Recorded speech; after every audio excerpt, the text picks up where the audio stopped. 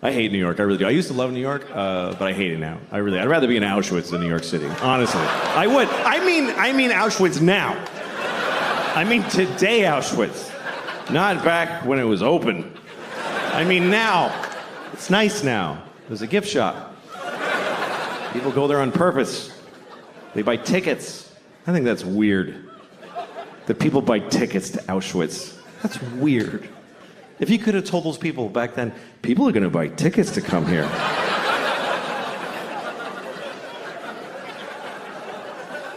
Yeah, wrap your head around that. Jew. That's... All right, I'm sorry. I'm sorry, never again, I promise. That's what we say about the Holocaust, never again.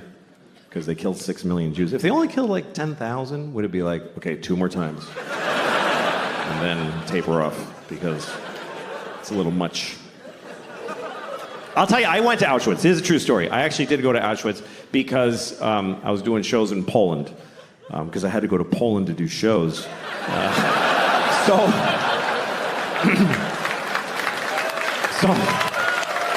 I was in Krakow. I was in Krakow, so I went to the camp. And I went there because of a very personal reason. Because I had family there. I had a lot of family there. 44 members of my family were in Auschwitz during World War II. I mean, they were guards. They worked there. No. They were Jews and they died. It's okay. Don't be offended. It's true. We lost the whole family there. Everybody, because we were Hungarian Jews. My grandfather, on my father's side, he's the only one who made it. The rest of them, all 44 of them, went to Auschwitz, which I think they really regretted. But that's what happened, because the Hungarians sent all their Jews to... They weren't even occupied Hungary. They're just like, yeah, take our Jews. And they sent my whole family there, and they all died in Auschwitz, except for him. My grandfather's the only one who made it, because he got the fuck out of there before it started. In the late 20s, he fucking smelled that shit, and he got the fuck out. And he went to Mexico. He migrated to Mexico. And we found his immigration card. My uncle and I did the family history, and we found it. It says nationality, Hungarian, and it says religion, Catholic. And there's a picture of him like... He's like, fuck it, they don't know what a Jew looks like in Mexico. That's where I'm going. And that's why I'm alive, because he made that choice. It's also why I'm not Jewish. He was like, Jew schmoo, we're not fucking Jewish. Somos católicas. That was my abuelito. Became a fucking Mexican fast.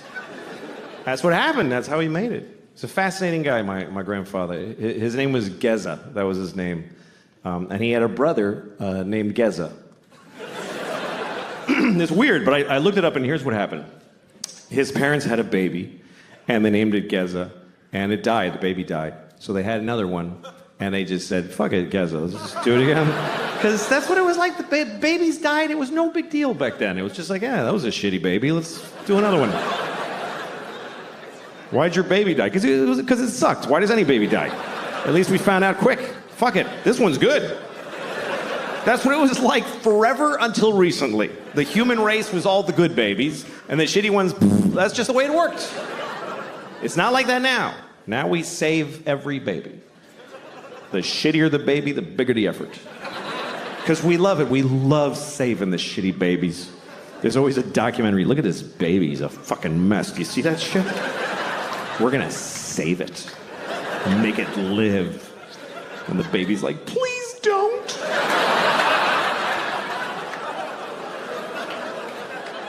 But we don't like when babies die. We get more upset when a baby dies. Why? Who knows this baby? Did you hear about Jeff? No, he was here for 1 day. Nobody met him. And then if you die when you're old, nobody gives a shit. They're like, he was here long enough. Fuck him. You ever tell somebody, like, your grandmother died? My grandmother died. You're like, I'm so sorry. How old was she? She was 98.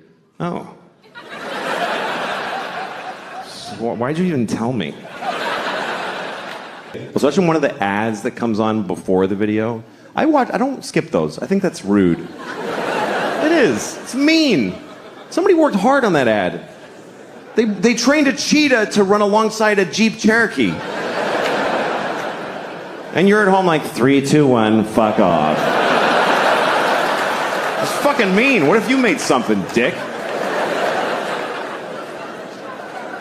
Anyway, the ad was a PSA. It was an anti-smoking message. It was a Puerto Rican man with a hole in his throat. He was like, My father smoked. And my mother smoked. I wish I never smoked in my life. Please don't smoke cigarettes. Cigarettes are very, very bad for you. first thought I had was, why does he still have an accent?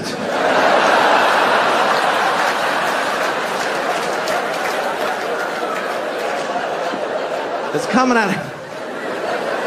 Feels like if you bypass the mouth,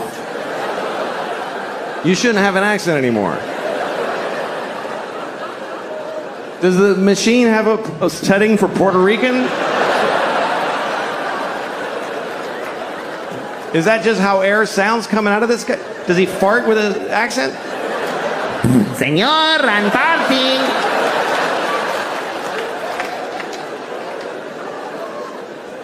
Anyway, after the ad, I watched the video that I was looking for, which was a scene from a movie. And it's a scene that I really hate. Every time I see it, it makes me angry, which is why I was looking for it on YouTube.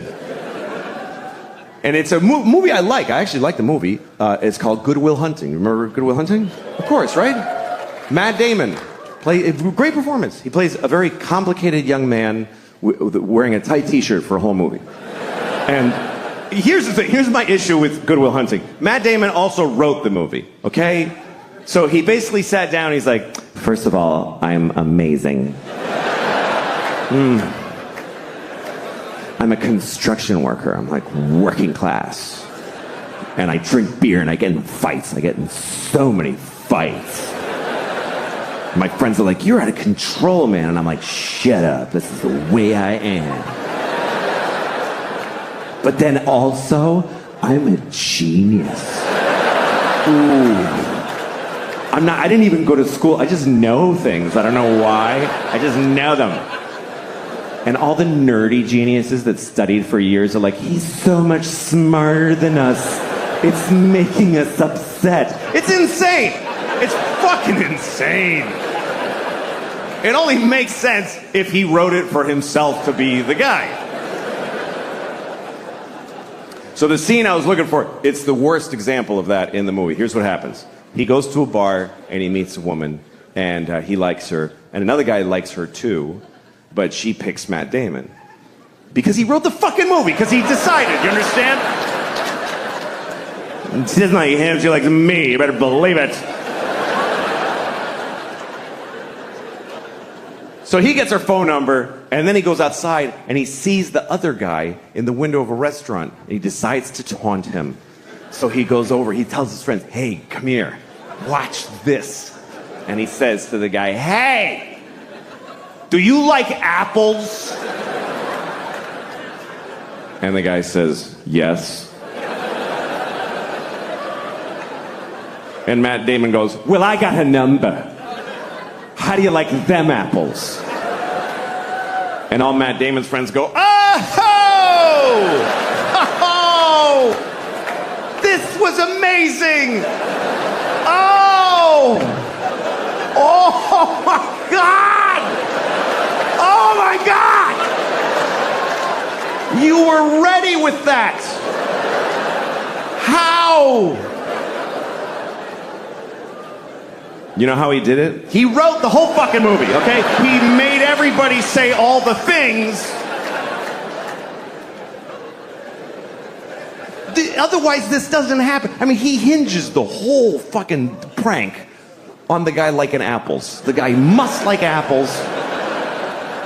Who would say yes to do you like apples coming from a clear antagonist who's setting him up, gathered his friends. Do you like, wait guys, watch this. Do you like apples?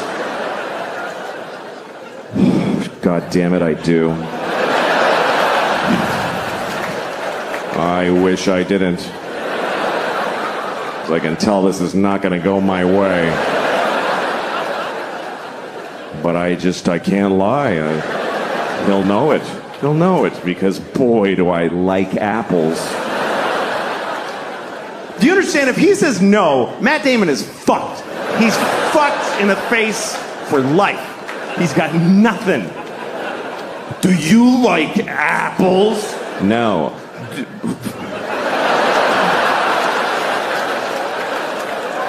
What the dude, fucking guy. No, come on, seriously. Seriously, you fucking don't fucking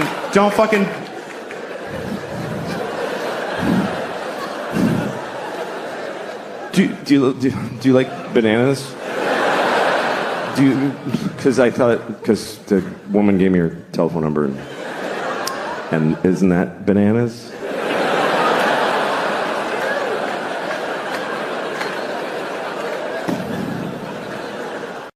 About the tie, Louis, you're breaking my heart.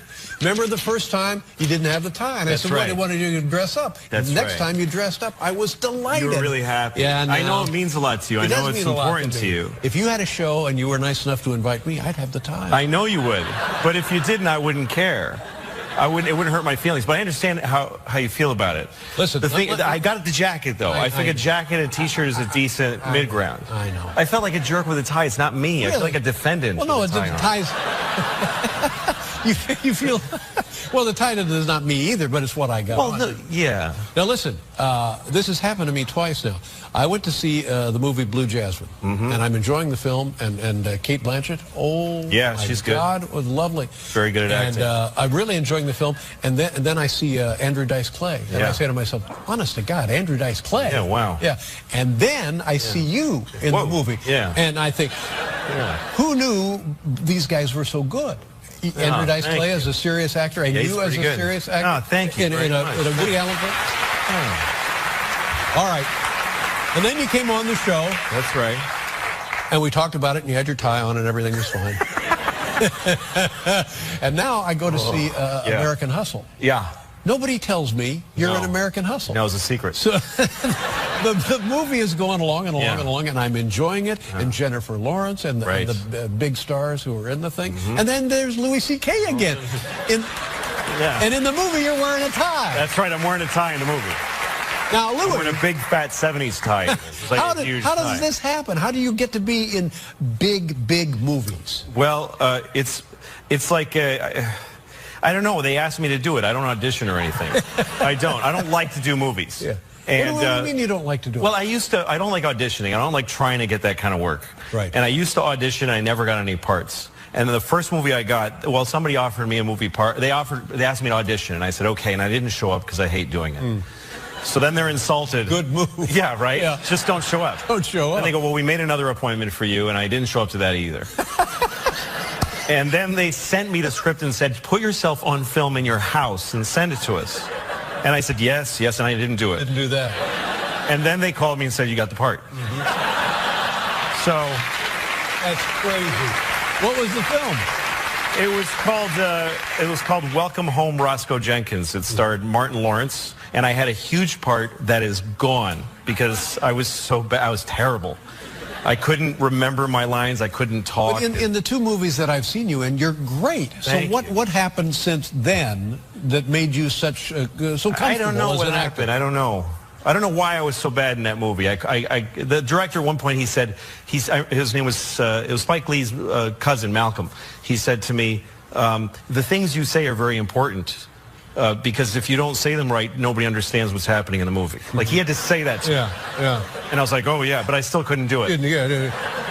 Now, I'm told in this movie American Hustle that there's a bit of dialogue that you, in fact, brought to the film, brought to the set. It was your idea. Do you know what I'm talking about? I'm not sure. The story about going fishing? Oh, yeah, the fishing. Well, he wanted me to tell a story about ice fishing. That was his. He said, tell a story about ice fishing. Who's he, the director? Yeah, he. The Lord told me. It came to me in a dream.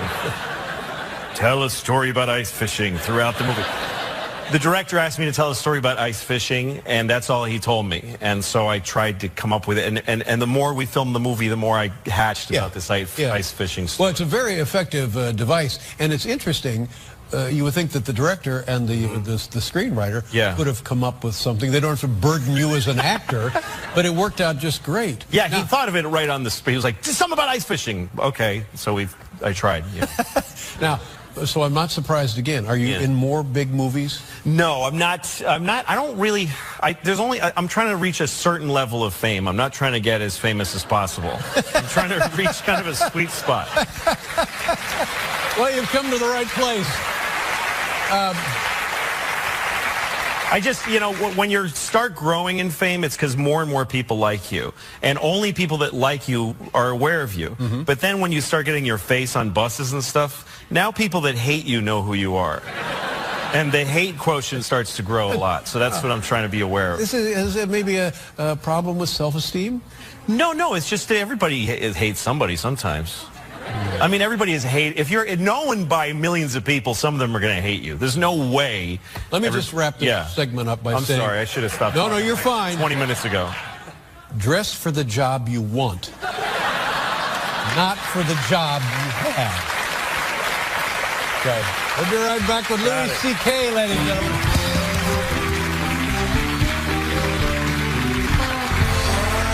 You filmed... the last episode of your show in, was it Shanghai, is that right? Beijing. Beijing, China. That's right. Ooh. Now, what was the point of that, and what was it like? That sounds like, oh my God, it's got to be hard to do that. It was hard to go to China. Yeah. It's really far away.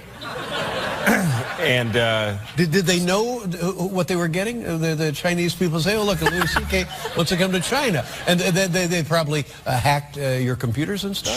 Sure. Yeah, we had to go through a long, arduous process. We started early in the year of trying to get the rights to go, we had to talk to their cultural, I didn't do any of this, the people that work for me did all this. Now, the United States is comfortable with you doing a show in China? Well, yeah, I mean, a lot of movies are produced there and stuff. And I mean, it's tricky because I did a stand-up show over there. While I was there, some people were like, hey, do a show. And I did a show in this old Peking theater, this very, very ancient theater.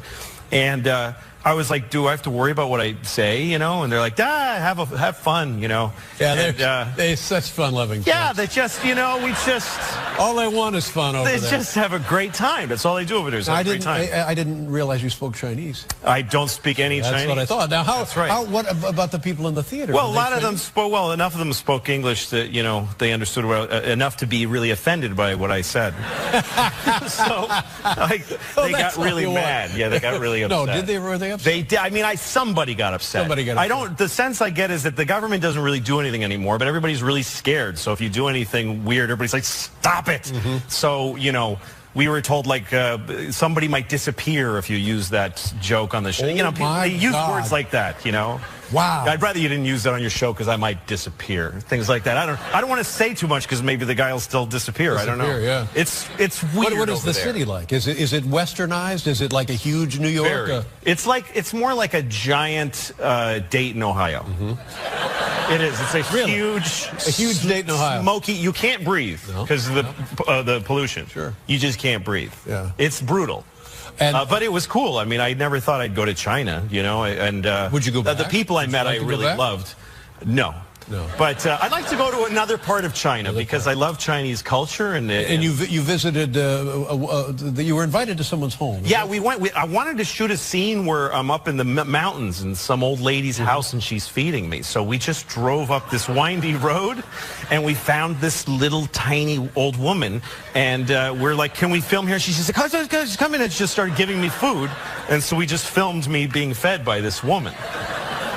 So that was a singular experience. Wow. So was this random? You just dropped by the house and she said, of course, please come in? Kinda, yeah. Kinda, that's how it works. Government agent, probably. It's probably a government agent. Probably. I don't know anything about it. I don't know. And so that was must have been very, very exciting to be in Shanghai. Yeah. And then I'm sorry, Beijing. Yeah, sorry. Really doesn't matter. This other thing I find fairly courageous. You produced, directed, wrote a movie in the late 90s, 98, something like that. And this was like a first outing as a director? First time I directed, yeah. And you look at it now, and what do you think of it as you look at it now? Well, it's very weird. It's a really strange. It's a black and white movie, and it just makes very little sense. But I think it's funny. And at the time, I thought it was this really intelligent and important movie. Right. And you took it to festivals and stuff. So went to Sundance. Yeah. There was 15 people at the screening, and 2 when it was over. Literally, it was a disaster. Yeah. Nobody wanted to see it. I was heartbroken. I was 28 years old, and I thought, this is my movie. Right. It's funny, because when I look back at old versions of myself, I go, what an idiot. Any version of me 20 years ago or 10 years ago, I'm like, that. I was a moron. But then I thought I was great. Right. So now I think I'm great. I'm glad to hear you say that, because I go through the same thing, and I wonder if it's common to the human experience. If I can't sleep at night, I will start remembering stupid things I have done when I was younger. And oh my God, it gets to be a little frightening. Does it lull you to sleep? Is that why you do it? Well, that's the objective. Yeah, but then you wake up thinking, okay, I don't want to. I'm trying to be a better person as we go forward. I think as long as you think that your past was bad, you must be improving. That's what I think. Right? Yeah, I think. Yeah, that's probably the way it works. So nobody wanted to distribute your movie. Nobody cared about it or wanted to see it. How much did it cost you to make this movie? About $180,000. Out of your own pocket? Out of my own pocket. I had written for you, and I saved some of that money. All the money I that's made, where that money went. That's where it went. You ever see Eraserhead? Sure, yeah. Love David's work, yeah. Well, anyway, it reminded me a little of Eraserhead. Oh, yeah, a little bit, right? So we're going to show, and now you can buy this movie. Yeah, so it's been sitting literally under my bed for 15 years. No one's seen it. Steve Carell is in it. Amy Poehler's in it for a second. J.B. Smoove, who's in this clip, and he's very funny. A lot of really great actors, and it just sat there. And what's the story? Well, it's about a guy who runs a photo store, which is already something that doesn't exist anymore. Yeah. And he's very persnickety. He doesn't like people touching his stuff. He likes things in order. He also goes home and he sits in a bowl of ice cream naked at night because that relaxes him. And then there's this old lady who's very unhappy, and her husband's mean to her, but he gets eaten by a pack of wild dogs. So now the important thing is it $5? $5. $5. You can go to louisck.net. louisck.net. Beginning Wednesday. Is it com or net? Either one works. Either one works? Yeah, I got them both. Oh, you have both parked at the same site. Wednesday at noon, it goes live. There it is, right there. You can watch it, and when you buy it, let's show them a clip. There you go. That's the website. Oh, well, that's pretty good. Funny, yeah. Yeah, it's not for everybody. That would be the tagline. It's not for everybody. It's $5. How big a deal can it be? So spend the $5 and decide. And you own it. Nobody bothers you. No, we don't check. Fine. It's not like we're in China here, ladies and gentlemen. Exactly. It's called Tomorrow Night. It can be yours for $5 on the website there, the louiscknet.com, whatever that thing is. And it's available beginning Wednesday. All right, Louis, next time. Nice to see you. Maybe a tie. Okay, I'll try. I'm going to kill you. We'll be right with DJ Ganem, ladies and gentlemen. I don't think life is that important. It's just not. It is not. People get too excited about life. Oh, life, fuck you. It's not that. Make a list of every shitty thing ever that's in life. Life is okay. I like life. I like it. I don't need it. I'd be fine without it. I like life, though. I do. You know how much I like life? I have never killed myself. That's how much I like it.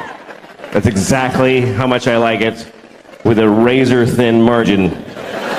I like it precisely enough to not kill myself. It's an option, though. It's totally an option. I mean, I'm 49. I have 2 kids. I've flipped through the brochure a few times. I've thought of killing myself just to win an argument. You're not supposed to talk about suicide. Even to your shrink. You ever go to a shrink and they're like, have you had thoughts of suicide? And you're like, no, because if I say yes, you'll press a button and folks will run in and hold me, hold them down! But you should be able to talk about it. It's the whole, the whole world is just made of people who didn't kill themselves today. That's who's here.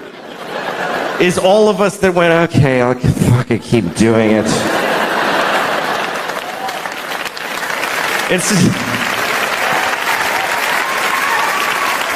Because it's an interesting thing about life. Life can get very difficult, very sad, very upsetting, but you don't have to do it. You really don't have to do it. You don't have to do anything. You never have to do anything because you can kill yourself. If they send you a letter from motor vehicles, you have to come in and, no, I don't, I'll kill myself. You can do that. You can do that once. But you can do it.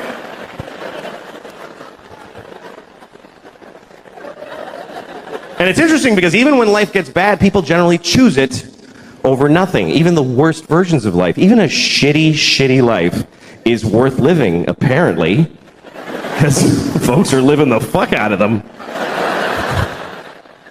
You ever seen somebody and you're like, how did he should kill himself? Why didn't he not? That dude.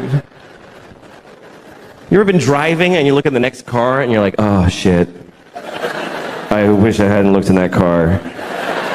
That was difficult to glance at, let alone being it. Just a guy in a tan car. Nobody chooses tan. Nobody picks tan for their car. They give you tan. Is that mine? Yeah, it's yours, fucking loser. Made it tan. They shouldn't even make tan cars. It's mean to make them. You look over, you see a guy in a tan car with just dents all over it and a garbage bag for a window.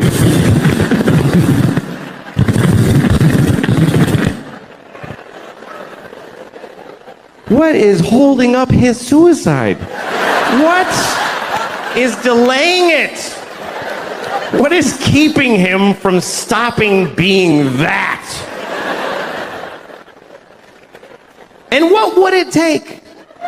What would it take? What would it take? Both windows are garbage bags? Is that?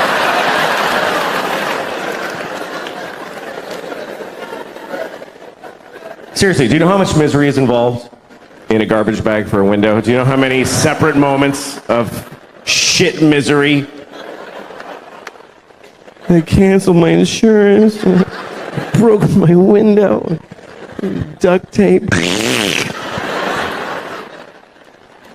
Here's the truth. Running away will not solve your problems. That's totally true. But killing yourself solves all your problems. It actually does. It even solves world problems. For you. What about ISIS? Kill yourself. Then they'll never get you. Seriously, if everybody who's afraid of ISIS kills themselves right now, then ISIS loses. Because they live in a world of people that don't give a shit. We're gonna cut his head off. Okay. It's not fun now.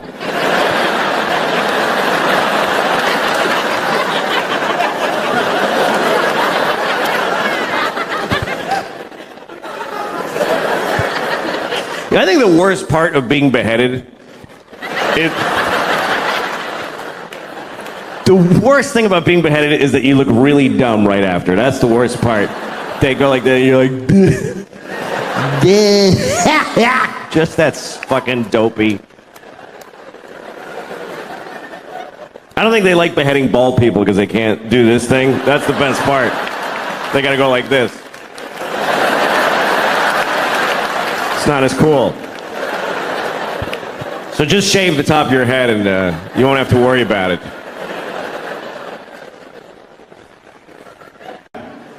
I'm not raising my kids religiously because I don't feel like it. Just get up on a Sunday. Fuck that. Fuck that. Let your souls rot, kids. I don't care. I'm not getting... Daddy, who...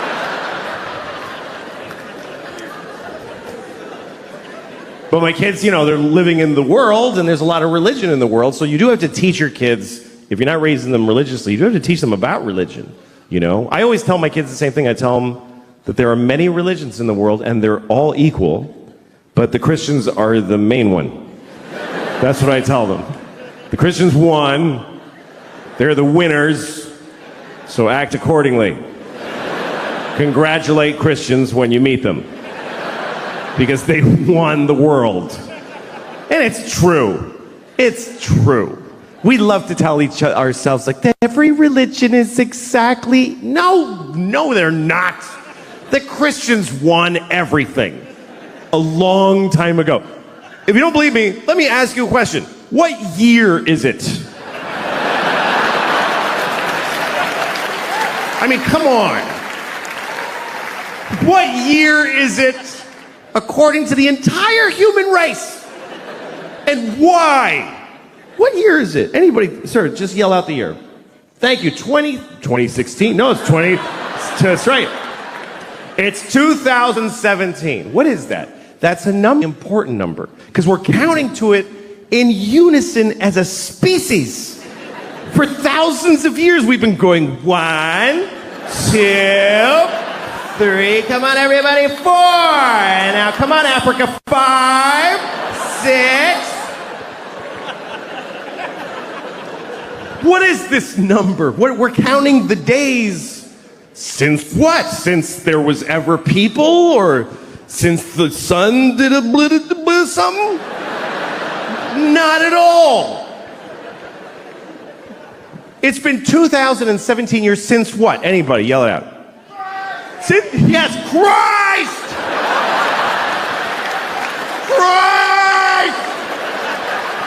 That's right. It's been 2017 years since Christ Jesus. We are counting the days since Jesus together. Which makes sense if you're Christian, but what the fuck are the rest of us doing?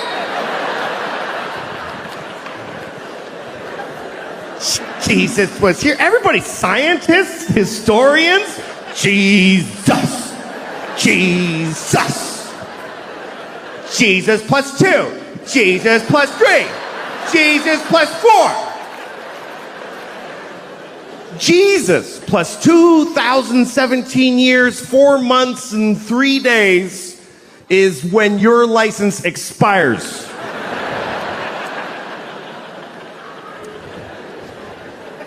How is that not a win for the Christians? How is that not a complete win? That's not a Monday off in October. That's there was no time before Jesus. And the whole world went, okay, sure. And then somebody was like, what about the years before him? There were billions, I mean, infinity. Those go backwards. You want us to measure most of history backwards? To accommodate one religion? Uh-huh. All right, we'll do it. It's fine. We'll do it. Watch New Year's Eve around the world. They always show you like how every country celebrates. It's kind of cool. The first is one little island. It's the first place that's actually the place that it's the year. It's a little island in the Pacific. I forget what it's called, but the people, they do a little ceremony for New Year's Eve every year, and they just wear grass because they don't even have sticks yet. They're in the grass age. They have no clocks, but they do a dance. 2017. And it goes around the world. Oh, it's 2017.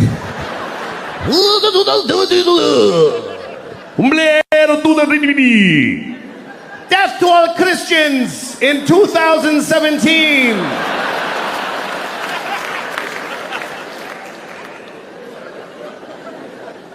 The Jews are quietly keeping track. It's really 5,766, but that's for us. We're just, that's okay. We're just keeping track for when you snap out of it. It's all right. I'll write yours on my check. I don't want a problem.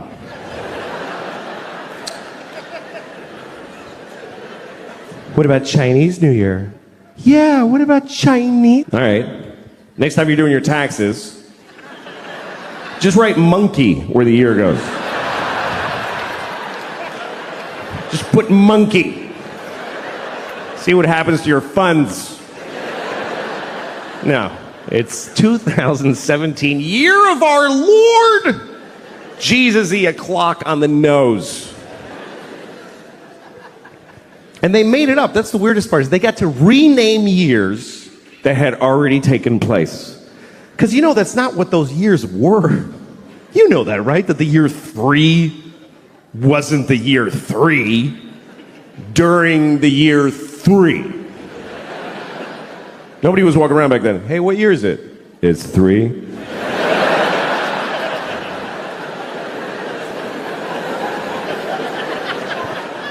Yeah, but I'm 28. How can I be 28? There's only been 3. Well, see, you were born in BC 24, and there's a 0. Remember it went backwards? Oh, shit, that was stressful. I hated those years. What was that like? What year is it? 10. So I don't know what to tell my kids. I don't really have a shot with him, I think, because I just don't rate movie stars. I'm not really fucking fat. It's ridiculous. Like I have this problem now. My pants I can't keep them they won't stay up. Because here's what happens. Okay, you get fat, and some of you skinny people won't. I don't give a shit about you. You won't get this. I hate skinny people because they don't empathize with fat guy problems. They just don't. Like, you ever have a skinny friend? You're trying to tell them, like, I just wish I could have one donut and fucking walk away. I wish I could do that. I wish I had the power to eat a donut. And your skinny friend's like, well, just eat the donut then. What's the big deal? You should totally just have a donut if you want. You should totally go ahead and have one. Just enjoy yourself and have the donut if you like that. Fuck you. You don't get it. It's a whole spiral that begins with a donut. Later I'm killing hookers. I don't even remember what happened.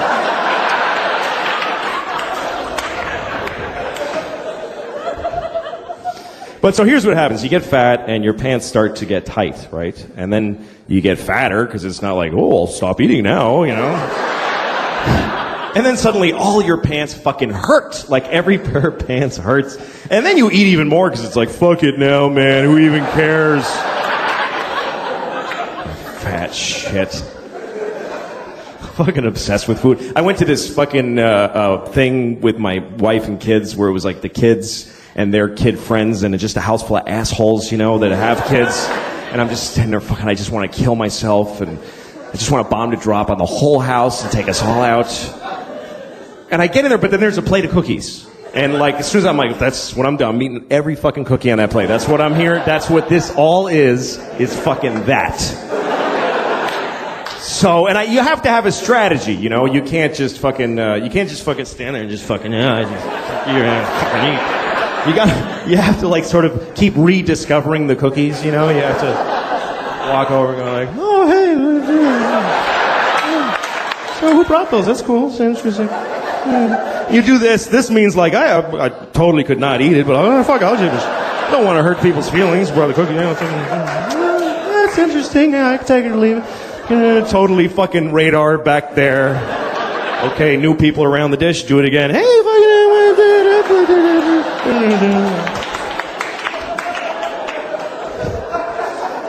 If people start noticing, you have to say something like, these are crazy, like I don't know what it is about them.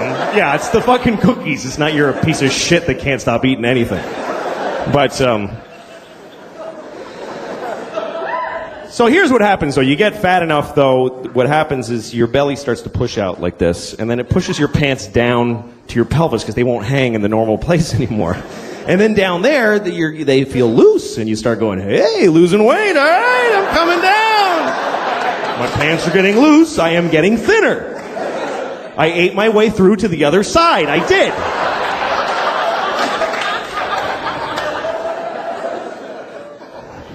Fucking, I don't give a shit, I'm fat, look at this shit, I don't fucking care. Look at that, I don't care. It's just a sweaty bowl of fucking flesh.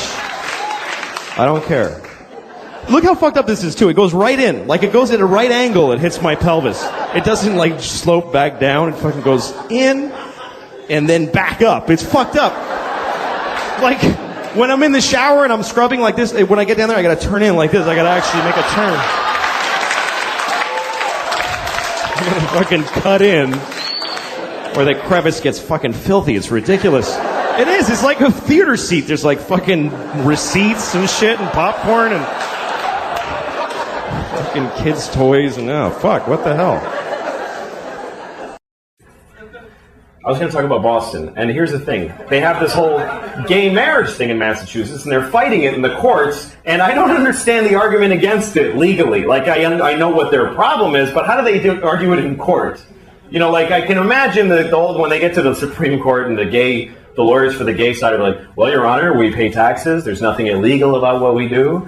We're the same as anyone else. Why shouldn't we get the same protection under the law that heterosexuals get? And then they ask the other lawyer, and he says, Your Honor, they fucking quit! They fucking quit! That's it, isn't it? Isn't that the whole... Well, okay, counselor, but I don't see what that has to... What, are you fucking faggot? Your Honor, you're gonna get a fucking beating. Faggot! Isn't that the whole argument? Or that argument that the soccer moms, how am I going to explain that to my kid? I don't like explaining things to my kid. I don't like talking to him. So you should stop your whole lifestyle. So that I don't have to talk to my kid, you should stop being in love with each other, because, how am I going to, you know what, fuck you, stop it. It's just weird. But, fuck, what was I going to say about that? Oh yeah, like, I don't know. I never understood anger towards gay people because it doesn't affect it's actually the one thing that people can do, sex, that doesn't affect you at all. Nobody's being gay at you. Like you walk in a room full of gay people and, oh, Jesus! Oh, gay! I mean... Where do you come in? That you got a good... Like, I can understand if you're mowing your lawn and two guys are blowing each other on their grass, like in the middle of your lawn, you're like, come on, you faggots! You gotta cut around you every morning, it's bullshit! Fucking lawn is all uneven! Or if you're eating your breakfast and you're about to put your spoon in the cereal bowl and two guys touch dicks in front of yours, hey, come on! I gotta go to work! I don't have time to dodge your dicks with my spoon. Outrageous behavior. Jesus didn't die on a cross so you could touch your dicks together in front of my cereal spoon. I'm sure that's not why. I mean, I wasn't there, but I assume that's not why. Couldn't possibly have been on his list. Anyway. Is that even a gay act, the touching of the two penises? I think that's what I pictured when I was a kid. That's what sex is between guys is just very formal. Just thank you. Well done. Well played. Right on target. I don't think that's even gay. That's just friendly. Hey, Bill, how you doing? Let's see it. How you doing? Tip of your dick feels nice against the tip of my neck.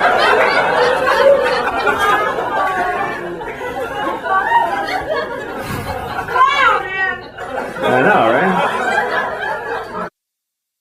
Pot, because it's the same thing. I'm too old for it. Sometimes young people come up to me after shows, hey, do you want to smoke some pot? I'm like, can I get my portion to smoke without you alone later? Because I don't want to stand in a parking lot with some 20-year-olds. Last time I got high, I was in Kansas City, and I got high because I was in Kansas City, and it was shitty. So after the show, so these kids that worked at the club, they're like, you want to smoke some pot? And I'm like, yes. So I'm standing in a parking lot with these kids, like 20 years old, and we're smoking a joint. And I'm taking huge hits because I had no idea. I didn't know they'd been working on this shit like it's the cure for cancer. I didn't understand the fucking technology that's gone into making pot so powerful. Because when I was a kid, you could just smoke a joint for a while. Now you take 2 hits and you go insane. It's not doable anymore. And I was taking big hits, like big 1970s jean jacket, Bad Company hits. Here come the jesters, 1, 2, 3. It's all part of And I'm like, yeah. And even the kid with the wooden hole of no ear, the absence of flesh in his ear with the wood, I don't know what that is. Even he was like, "That you should be careful, that's a lot of pot. That's very strong marijuana." Yeah, I'm fine. Running with the devil! Just fucking, and in about 10 seconds, everything just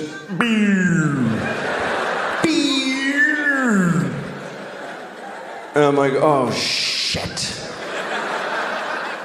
This is an ordeal now. I'm not gonna feel okay for a very long time.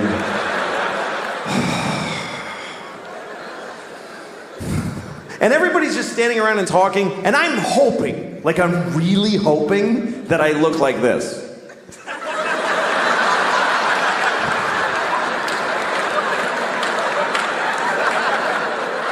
But I'm pretty sure that I was just scanning insanely.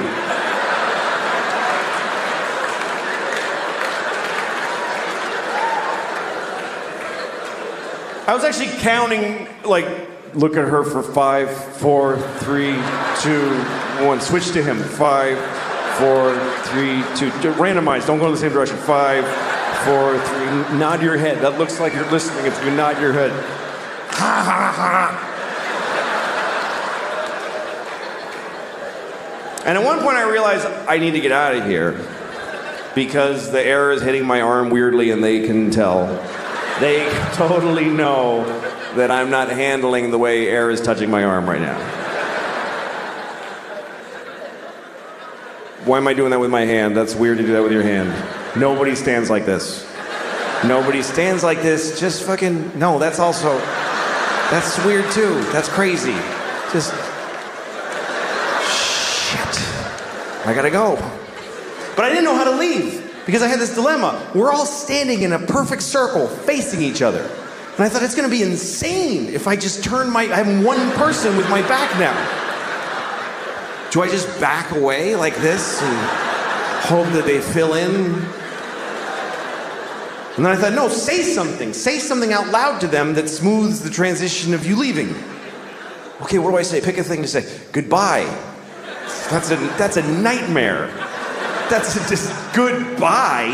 That's not even, that's just noises. Finally I walked away and I said, I'm leaving!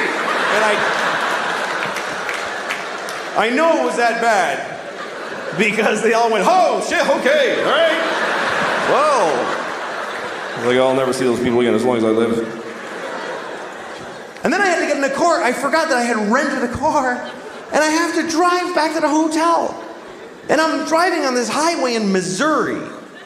And at one point I realized, I think it's been about 25 minutes since I looked out the front window of this car. I've just been dealing with shit directly in.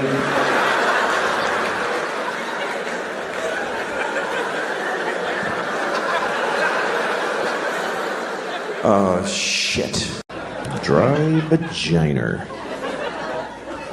I used to think it was called a vagina. I did because I grew up in Boston. And I don't know if you are familiar with, people call it the Boston accent. It's not an accent. It's a whole city of people saying most words wrong. It's just a stupidity in a massive region. Because my teachers, they teach you to talk like that. My teacher, I had a teacher named Miss Doherty, but she thought her name was Mrs. Doherty. She mispronounced her own name. Miss Doherty. And she gave us sex ed. It was 5th grade. We had sex ed with Mrs. Doherty, and she's showing us the diagram. She's like, "This is a penis, and this is a vagina. Now, during intercourse, the man ejaculates sperm up into the vagina, and then later, a fucking baby comes out of the vagina. And sometimes it's retarded." This was the 70s. Teachers said retarded in Boston in the 70s. My daughter's retarded. She used to tell us every day. I have a daughter and she's mentally retarded. She's 35 and she lives in my house. She better be fucking retarded. I'm gonna stick her back up in my vagina.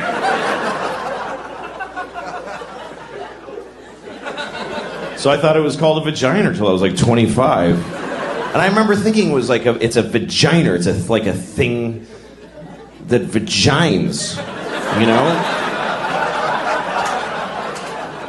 Like you use it to I got a vagina in my driveway. I don't know, like, just got to vagina this new table I just made. That would make a nice table. Like you make a new table and then you take the 80 grid paper and you sand it, and then 120, and then you go, all right, honey, get up there. And she just... It's like old, like one of those Danish tables, or like a, ooh, nice old Italian table. This table is very smooth because my wife have a very juicy boozy and she vagina the table. And my family, we do this for generations and we vagina. I was reading about Bill Gates, owner of Microsoft. He has $85 billion. Wow. Here's a guy who could lose $80 billion and still have 5 fucking billion. I would lose it really fast because I would do stupid shit with the money all the time. Like you know what you could do with $85 billion? You could buy every baseball team and make them all wear dresses for like $3 billion and still have 82 fucking billion. How do you not do that? How do you resist? I would do shit like that every day. One day I'd go out, buy all the pants in the world, every pair of pants, and just burn them. Fuck everybody. No more pants. Start over with making pants. They're all gone.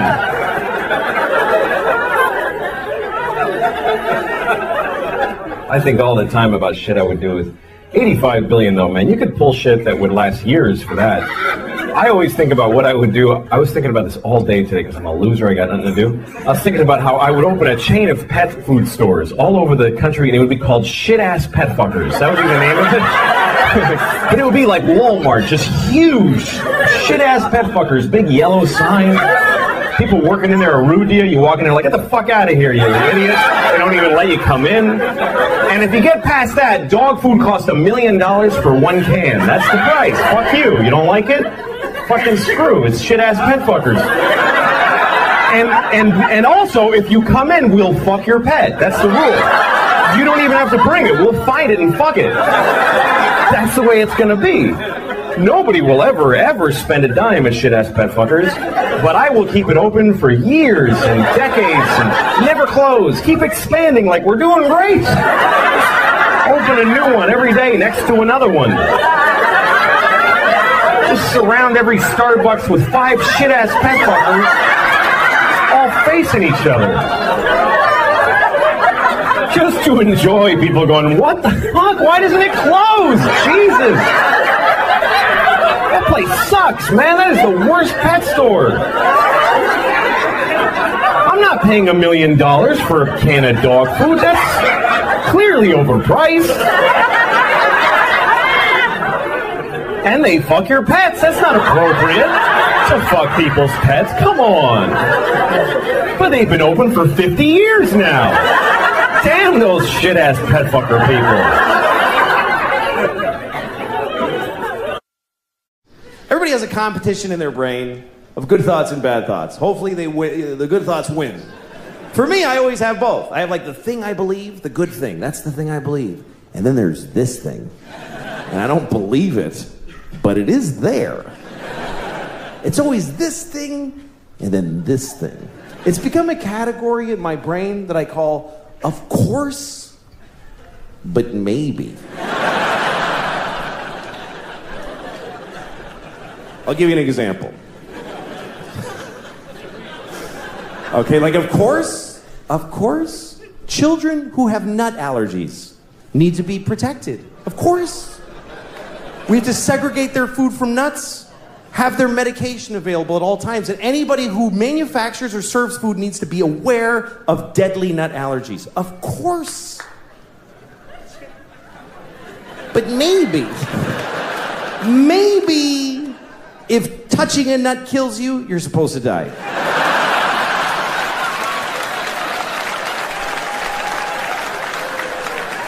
Of course not. Of course not. Of course not. Jesus. I have a nephew who has that. I'd be devastated if something happened to him. But maybe, if we all just do this for 1 year, we're done with nut allergies forever.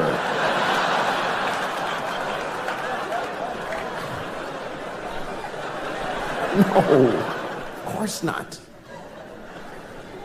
Of course, if you're fighting for your country and you get shot or hurt, it's a terrible tragedy. Of course. Of course. But maybe if you pick up a gun and go to another country and you get shot, it's not that weird. Maybe if you get shot by the dude you were just shooting at, it's a tiny bit your fault.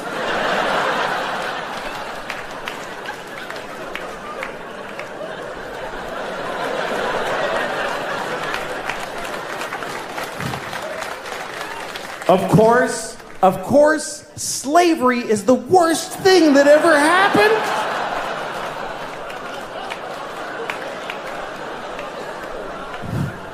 Listen, you all clapped for dead kids with the nuts. For kids dying from nuts, you applauded. So you're in this with me now, do you understand? You don't get to cherry pick. Those kids did nothing to you.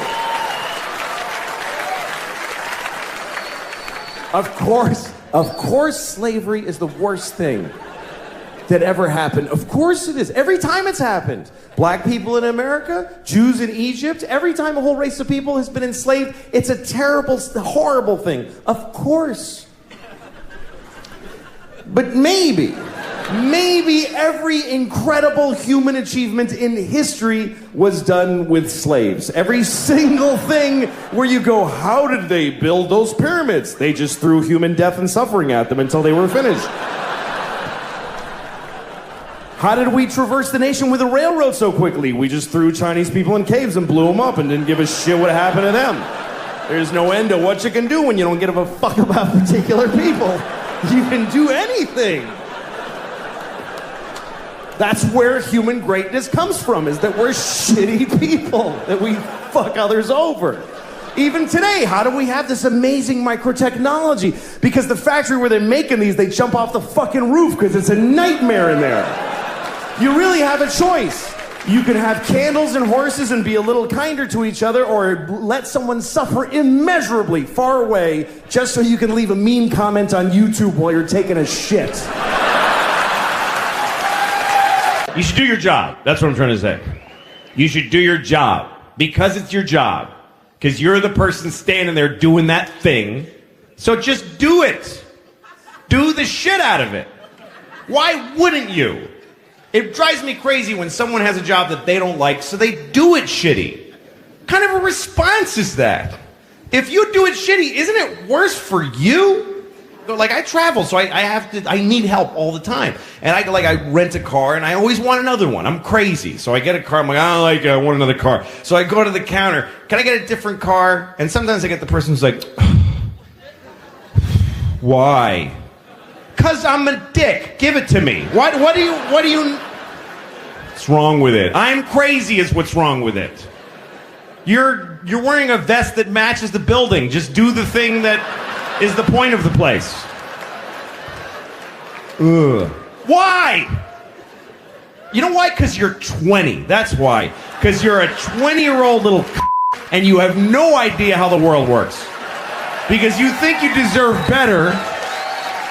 You think you're too interesting a person to have a shitty job. Every 20-year-old that I encounter behind a counter gives me that little, this job sucks. Yeah, that's why we gave it to you. Because you're 20. which is a mathematical guarantee that you have no skills and nothing to offer anybody in the world. You're 20. For 2 decades, you've just been taking and sucking up education and love and food and iPods, just sucking it up and judging it. No, it's pretty good, but not really, you know, I like that one. You've just been selecting and absorbing shit that you didn't f***ing earn for 2 decades. 3 presidents, that's how long you've just been a burden. You're like an orange that's rotting on a tree, and the tree's like, this thing's crazy. Oh, I don't want to go, let me stay.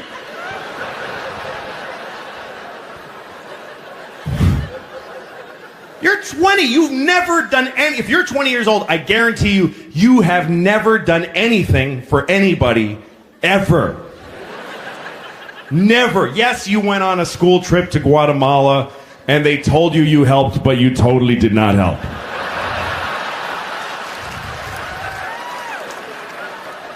The guy was like, I got a mudslide on my house, and now I got to babysit a college kid. Why do I have to do this?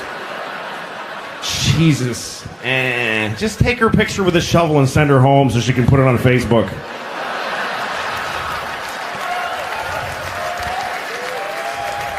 I had an amazing experience in Guatemala. It was totally amazing, and I really helped those people. I helped them. Kids did nothing to you. Of course slavery is the worst thing that ever happened. Of course it is. Every time it's happened. Black people in America, Jews in Egypt, every time a whole race of people has been enslaved, it's a terrible, horrible thing. Of course. But maybe every incredible human achievement in history was done with slaves. Every single thing where you go, how did they build those pyramids? They just threw human death and suffering at them until they were finished. How did we traverse the nation with a railroad so quickly? We just threw Chinese people in caves and blew them up and didn't give a shit what happened to them. There's no end to what you can do when you don't give a fuck about particular people. You can do anything. That's where human greatness comes from, is that we're shitty people, that we fuck others over. Even today, how do we have this amazing microtechnology? Because the factory where they're making these, they jump off the fucking roof because it's a nightmare in there. You really have a choice. You can have candles and horses and be a little kinder to each other, or let someone suffer immeasurably far away just so you can leave a mean comment on YouTube while you're taking a shit. I have this friend, he has a phone that can IM, he can instant message, and so now I really want him to die because I'm sick of getting these fucking messages from him on his phone. I'm in a shoe store. That's the whole message. We're not secret agents. I don't need to know where you are. So I get this message from him. He says, I'm on an airplane in Seattle. So I wrote back and I said, well, I hope your plane crashes. And he gets pissed off and he calls me, take it back. We're about to take off. I'm like, fuck you. I hope it crashes. I don't have to take it back. Hope it crashes twice. Hope it crashes and kills Happy and they go, fuck it, let's try again. And they take off and crash again. I hope that happens. Sincerely, I hope it. And he tries to make, he goes, well, how are you going to feel now if my plane crashes after you went and said that? I'm like, are you shitting me? That would be amazing. To know that I can do that? I'd happily trade your life for knowledge of my powers. He's one of those guys who just makes you hate him because, you know when you have a friend that you hate, you can't break up with your friends, you know? He always starts conversations that I don't want to have. You know, he's like, hey, what would you do if you had a time machine? I'm like, fuck you. I don't... You know what? I wouldn't use it. I just let it sit in my house. I'd put a drink on it. And yeah, I got a time machine. I never even went in it. I don't know. Not interested. I'd use it to go back 30 minutes ago and punch you in the fucking face before you ask me that. That's all. One use. So he goes, well, here's what I would do. Because of course that's the whole fucking point of asking me, is to stare at me while I say mine and then say his. So he said if he had a time machine, he would kill Hitler. Like he would go back and kill Hitler. I love that he thinks he can just kill Hitler just because he just goes back there and walk up and kill the dude. And I was thinking, that's a noble purpose for a time machine. I would do that, but I would have gone back then, but I wouldn't have killed Hitler. I would have raped him. That's what I thought. Because I think that would have been enough. I think that would have stopped him from doing all that shit. If he had been raped by me, he never would have pulled any of that stuff, man. Should we invade Poland? No, I'll just take a shower. I don't feel good. He would have...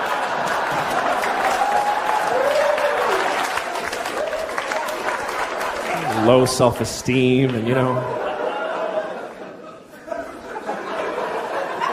I'm not condoning rape, obviously. You should never rape anyone.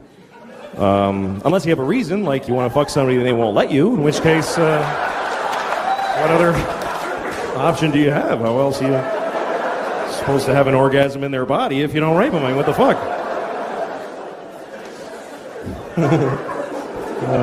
Okay, that's fucked up. I live in New York City, and it's okay there. I live in a nice building. I never lived in a nice place before. When I was growing up, I had no money. I mean, my mom didn't. Didn't matter. I was a child. But I'm not used to it because it's nice. There's like a pretty courtyard with flowers and a fountain with little marble boys pissing. I don't know. What is it with fountains? Like, all fountain sculptors are pedophiles, basically. You can't get a fountain made without... Can you make me a fountain? Yes, I'll get started right away. Oh, yes! Yes! It's finished! And it's just little boys pissing on the face of a Greek god that looks like him a lot. Piss on me forever!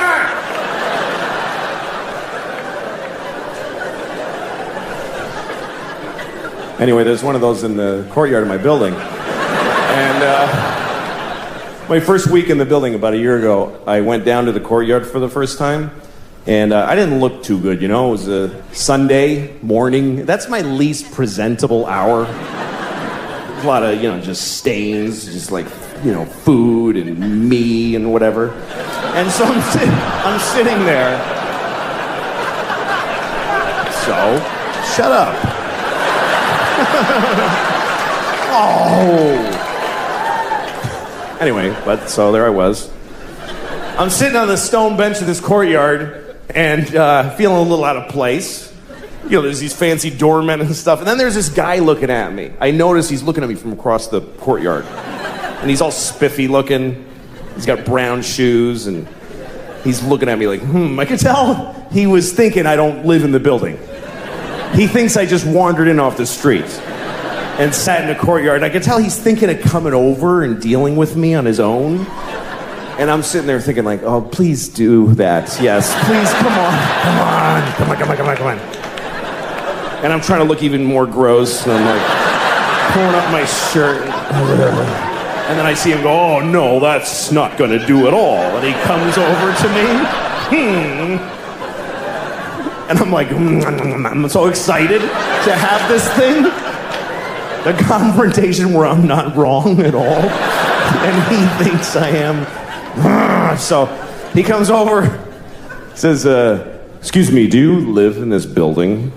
And I said, no. Because why not start there? I said, no. He goes, well, then what are you doing here? And I said, I just need to rest. I'm having a hard time.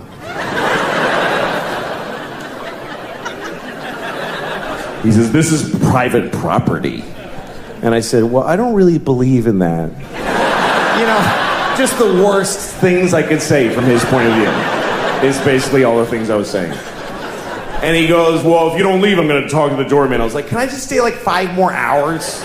So he's, no, and he goes over to the doorman, and I see him talking about me to the doorman like this. And then I see the doorman going, oh, no, that guy lives here. That's okay.